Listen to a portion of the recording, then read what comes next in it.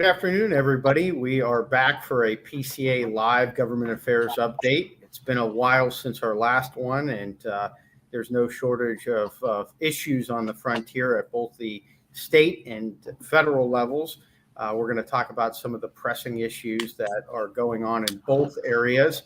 I'm joined by Patrick Anderson of ProVenture Consultants, who works with our team on all legislative and regulatory matters. And then, of course, Glenn Loop, our Director of State Affairs, who's been busy testifying on all different fronts. And, the state sessions, some of them are adjourning, but some of them are constant. And we had a few late-breaking items that we'll get to share on today's broadcast. So, Patrick, I want to start with the federal FDA flavor rule or proposed rule that they released last week. PCA, of course, did a statement as well as a frequently asked question document to kind of inform the industry as we see fit. You, myself, Ryan, Glenn, we all crunched through the analysis of the nearly 200-page document and kind of identified the areas of concern, but also areas where we're not included. But Patrick, I'll turn it to you to kind of give a basic overview of that. Yeah, sure. So the bottom line is this is not something unexpected. We've been anticipating FDA, coming up with this. Well, first going in this direction for a couple of years now. With the new administration, they made this a priority, mostly because they wanted to go after menthol in menthol cigarettes. Looking at the disparities in different racial populations and what tobacco products they choose. And then kind of coinciding with that, they saw an opportunity to go after flavored cigars, And one thing I always point out to folks is, everything has a flavor. And so when somebody is trying to ban a flavored cigar, it kind of gets complicated. There's a lot of different ways they can go about doing this. And the way that they went after it is the most subjective way possible, which is just using the term characterizing flavor. What does that mean exactly? In layman's terms, what it means is that when you smoke a cigar, if you put that cigar down and think to yourself, I just had a wonderful vanilla flavored cigar. Now that then becomes a cigar with a characterizing flavor of vanilla. Now that's to be distinguished from a premium cigar, which, as we all know, is not a flavored product, but a premium cigar that you smoke and you think, you know what, this was a wonderful Maduro cigar. It had spiciness. It had notes of pepper and coffee. Those are descriptions of the flavor of tobacco. And what FDA said in this rule was that the characterizing flavor tobacco is permissible. And so it's going to be a little bit confusing as we go down the road. It's one of those things where we all know what they're talking about, except that they've made it ambiguous and left the door open for future issues. And the biggest one that I would point out just today, having only analyzed this for a weekend, is, if you throw something in a rum barrel and age it there, you haven't infused it with a flavoring, you haven't applied any type of flavor enhancer to the tobacco itself, but just that natural ambiance, it's going to absorb any flavors that it picks up in the air around it, and it's going to pull some of that into the product. Now, those of us who have enjoyed products that are aged in this manner know there's a wide range.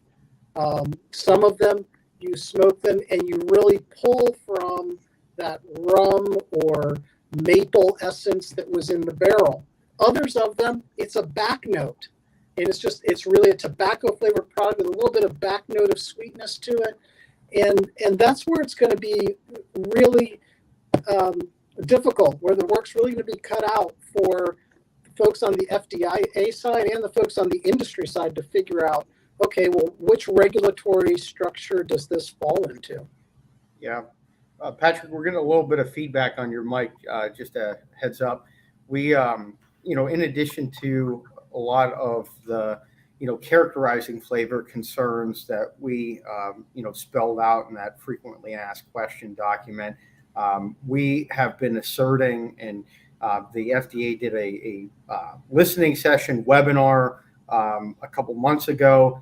Our team, along with Patrick, myself, Greg Zimmerman, our president, met with the Office of Management and Budget and OIRA about this pending regulation when the White House was considering clearing this, and raised a series of concerns about the overall economic impact to small business retailers, but also the international implications. When the rule was initially put together, they indicated that it would not have any international implications. We know that that is not true at all.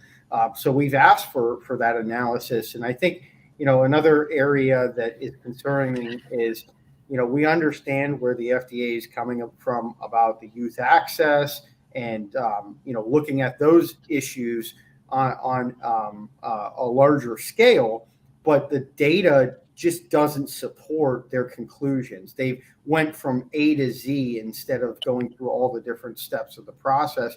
And a lot of this rule is grounded, as you mentioned, on that disparate impact or, the product use by minority groups rather than youth access. So the FDA is going out further and saying that they are going to prohibit a legal product that is purchased to legal adults, legal products that are purchased by legal adults, which to me, in my viewpoint, is that it's moving the goalpost yet again.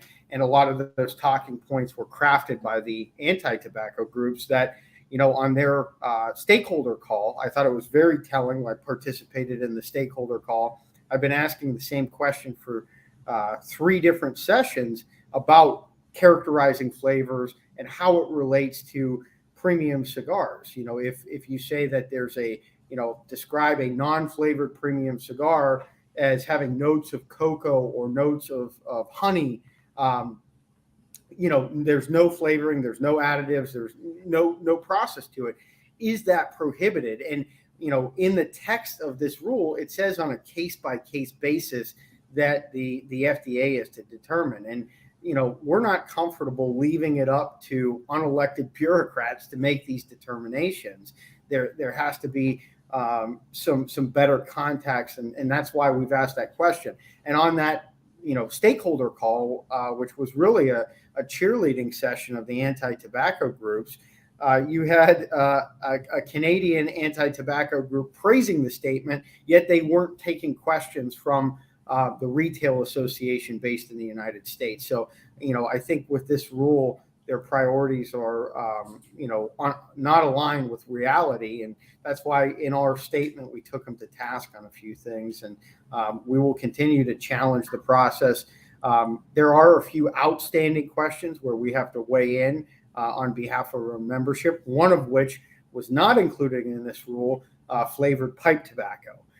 They have not made it that determination, but in this public comment process, which is likely to open on Wednesday, they are accepting comments about pipe tobacco, and it could be included in the next rendition, and we need to ensure that.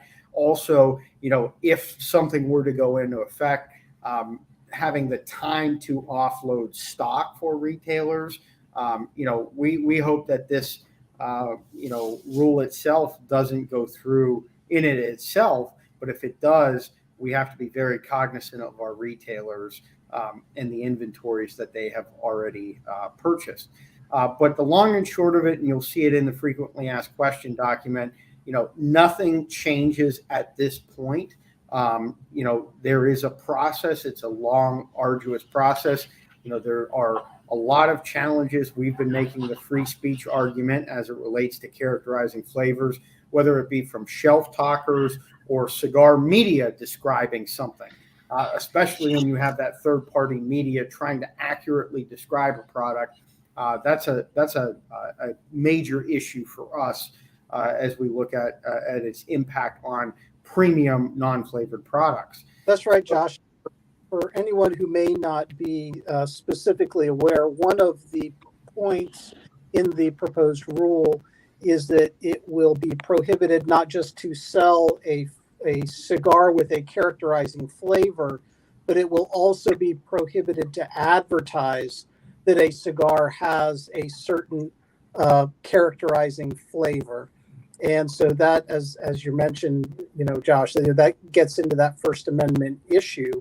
Both for products that are flavored, right? But then also for premium cigars, and how does a retailer educate a consumer about a new blend that's come out when they're not allowed to use any language that references what something tastes like? So it seems pretty extreme, and like you said. I think the real message for retailers today is be aware that this is out there. Be ready to take action as PCA and others start challenging, what FDA is doing, but also keep doing business, because this is definitely not a fight that is over. Yeah, and in that, we will be crafting talking points based off of PCA's position, but also we will be educating consumers, retailers, and manufacturers how to engage in this public policy process. In that frequently asked question document, there'll be a 60-day comment period where anyone can go in and submit something. The one thing that I would say to folks, and we encourage people to submit comments, and once we have our talking points that are available online, that will give kind of a baseline or some guidance on how to craft these comments.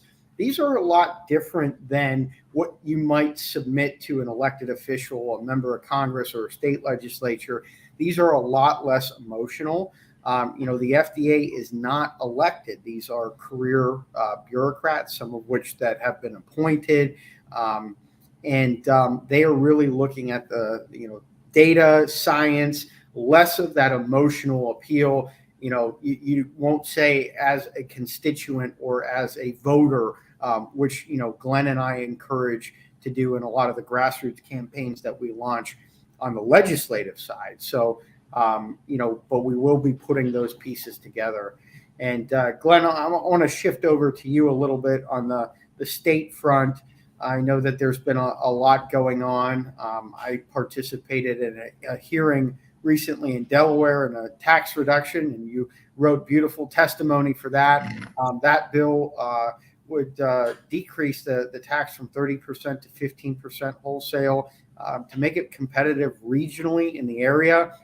Pat from Cigar Sessions and all the folks there, the industry was well represented in that the hearing that we took part in a few weeks ago, and we know that there's another one coming up in the House Appropriations Committee likely next week. So we have submitted written testimony on that. We'll probably also present at the official hearing. But on that state side, I was involved as well as Glenn. But Glenn, I know you have a cadre of state activities. If you want to give a brief summary. I'll give a quick summary. We'll begin with some breaking news. Today, New York Assemblywoman Linda Rosenthal, who represents a piece of New York City in the state assembly in Albany, introduced Assembly Bill 10016. It's not good. It would raise the tax on premium handmade cigars to 95% of wholesale, which is outrageous. I mean, nobody in the country, given that states are running surpluses, Recovery Act money is flowing like manna from heaven. It's simply nationally unprecedented. It's someone at this stage in our national and, in this case, New York State economic recovery would introduce such a dramatic tax increase. and equate cigar taxation to that of a pack of cigarettes. So it's a 3-page bill. I've already sent it up to our brethren at the New York Tobacconists Association. We'll be conferring quickly, and we should have a petition notice to the New York Assembly out by morning. So with that, I will shift to a sort of a national overview of where we are in the states. And fortunately, most of them are starting to adjourn. I said months ago, go home. Go home. There's nothing good that can come from you being in your capital. So with that, we're reaching that point with many of these state legislatures.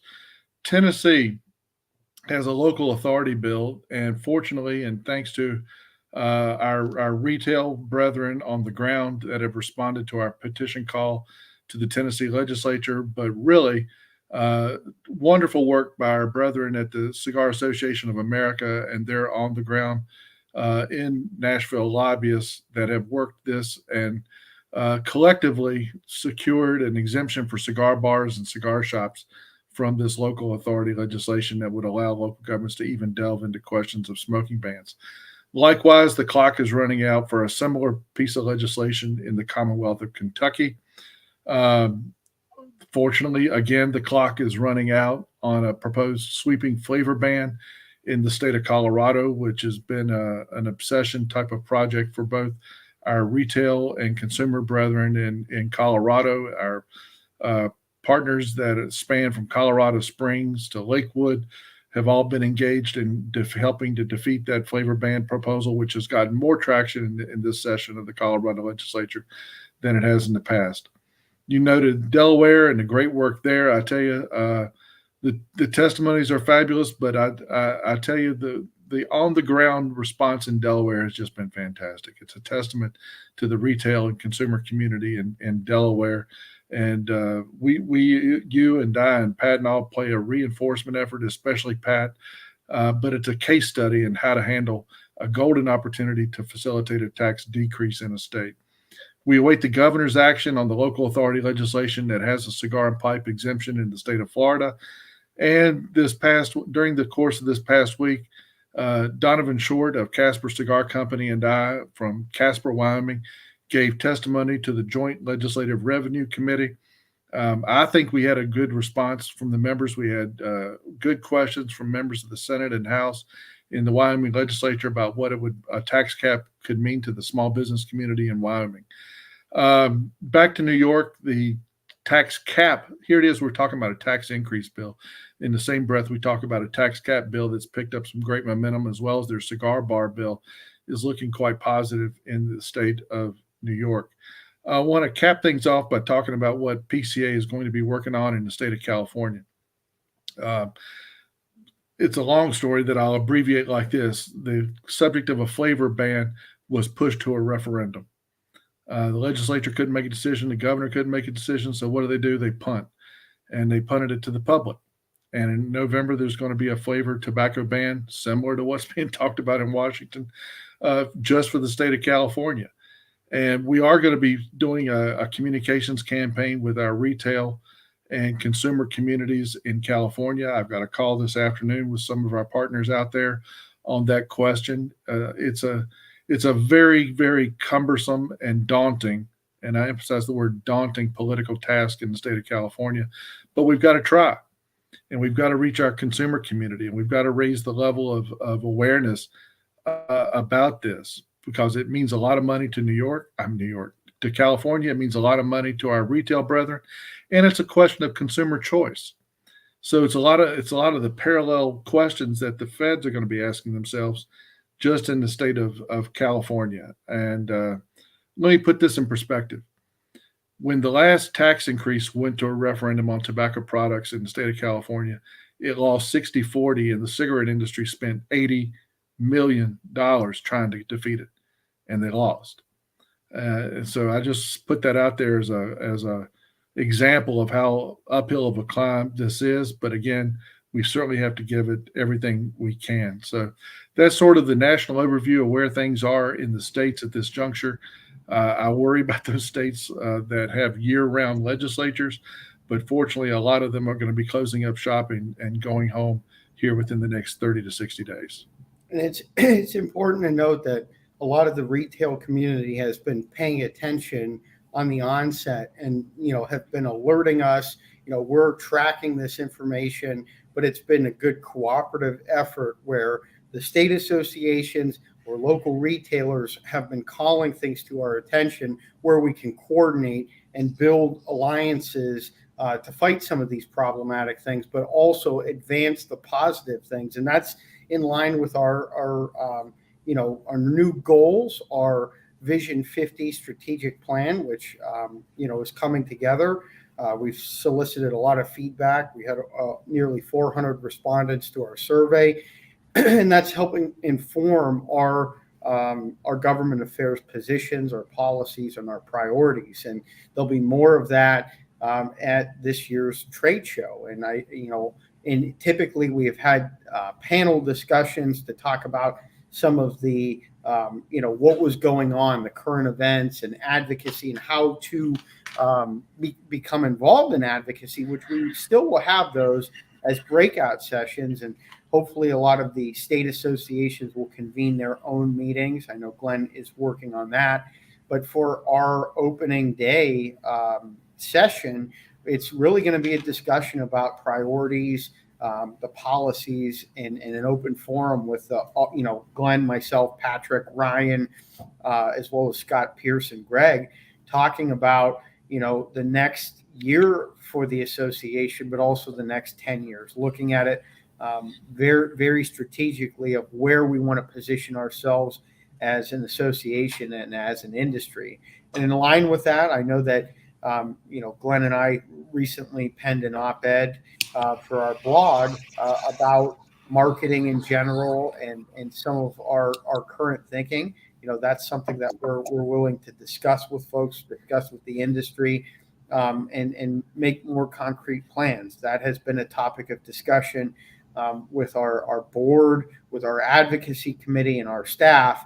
And we want to make sure that we are going down the path of self-regulation and doing it in a meaningful manner that is helpful. So, we will release statements and guidance, and it's a very thought out and planned out, method that we're going through at this point and leading up to the show. We're also going to be talking about some hot button issues that will take place between now and the trade show. Industry trends that we're seeing that we want to make sure that our membership, whether it's our retail members or our associate members, have the most accurate information. And one of the topics is trademark and trade dress. Glenn and I had a couple sessions this morning on that, and where the current conventional thinking is on that, more as here is the proper due diligence to go through as it relates to that within the cigar industry.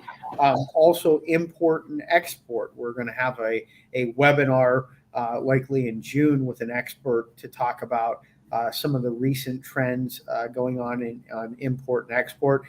And then, of course, the youth access issue and how we collectively professionalize the industry, recognizing that we don't have a youth access issue, but making sure that that's solidified. So a lot of good stuff on the horizon. Glenn and Patrick, I don't know if you have anything to add to that commentary about the show or self-regulation efforts. Real quick. In my litany, I was remiss in bringing up the one that I really wanted to highlight. I want to chat just a couple of seconds about West Virginia. There's some amazing things that make West Virginia a true model during this year's legislative session. And I want to give kudos to Patrick Lucas, that owns Almost Havana Cigar Shop in Hurricane, West Virginia. And the significance of Patrick, he's a candidate for the legislature. I think that's amazing to have another cigar shop owner in the country running for public office. But this year, they're on the cusp of defeating a tax increase. They passed legislation that would allow for private cigar clubs that could serve food, alcohol, and have cigars in the same venue. And Patrick and I and his customers and all worked together to defeat a proposal that would allow their local health district to regulate smoking in cigar shops, and that was successfully defeated, and they decided to defer to business choice on that question. So think about that. Defeat of local smoking bans, which would have set a truly 90 county precedent for every county in the state of West Virginia. The private cigar bar, cigar shop, cigar club legislation, and defeat a tax increase all in the same year. And to have a cigar shop owner seeking a seat in the state legislature. I think that's a noble model for others to emulate across the country. Yeah, there's been a lot of positive trends, and I think that we have our work cut out for us in selecting recipients of advocacy awards, which we'll present at the trade show this year. Whether it's certain state associations or individuals. I mean, you talked about Donovan and Patrick and Pat from Cigar Sessions. There's a lot of folks that are doing really good work that we as the association want to recognize and make sure that continues. When we think we're away from something, or it's not going to, it can always pop up. So that ever vigilance is important by our membership, and we really appreciate the recent work that's been done. The only other final thing that I will mention is that this week the association is a party in a lawsuit against the Food and Drug Administration challenging the deeming rule. Oral arguments will take place this Wednesday in the courthouse here in Washington. Many of us will be in attendance for that, and we'll provide timely updates on the status of litigation as they come about. And then finally, I want to give a shout out to Todd Nafee, one of our board members, and the entire ZT Cigars team for hosting us at Smokelahoma this past weekend. It was great to see a lot of the industry folks, consumers and retailers and manufacturers out in Oklahoma City for a great event. And, it was telling. I was having a conversation on Friday night at Burn with a group of consumers, and they said, it seems, and it would appear reading a lot of the cigar industry news and the greater news, that the industry has turned a corner, and that, if there is a lot of bad actions by legislators or regulators, that there are carve-outs and exemptions for premium cigars or consideration.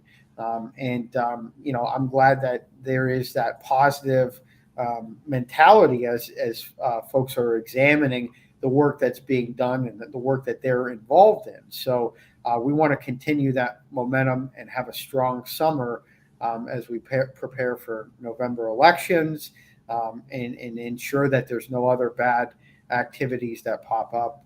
Last year was a challenge with the federal tax increases that we were able to squash, and I think that we just want to make sure that nothing else bad pops up. Patrick, Glenn, any final thoughts? Patrick, I'll defer to you. I've run my mouth enough. Well, looking forward to seeing everybody at the trade show in July, and as Josh mentioned, continuing our conversations on self-regulation and what a self-regulatory platform looks like, how we can take some of this impetus for FDA looking deeper into our little section of the tobacco world and sort of take away that momentum and make it a little bit irrelevant. I think that's going to be the future opportunity for this industry. And as we said earlier, we'll keep everybody well informed as we peel back the layers on the flavored cigar ban and learn a little bit more about or asking FDA some of the hard questions about how they intend to implement something like this. Yeah. And, for any of that information, if you want to educate yourself on, the status of the things that we discussed, cigaraction.org in the policy resources section has, everything from the National Academies of Sciences the report, a summary to the most recent release that we did on this characterizing flavor rule. So for anybody interested in getting more information, we try as best as we can to get a quick release of some of this complex policy that is always in the hundreds of pages and filled with legalese, to kind of distill it down so that anybody can get a firm grasp of that. So if we have something that's missing or of interest, please feel free to reach out to any one of us. Thank you all for your time, and we'll see you in the next few weeks for another Facebook Live update. Take care.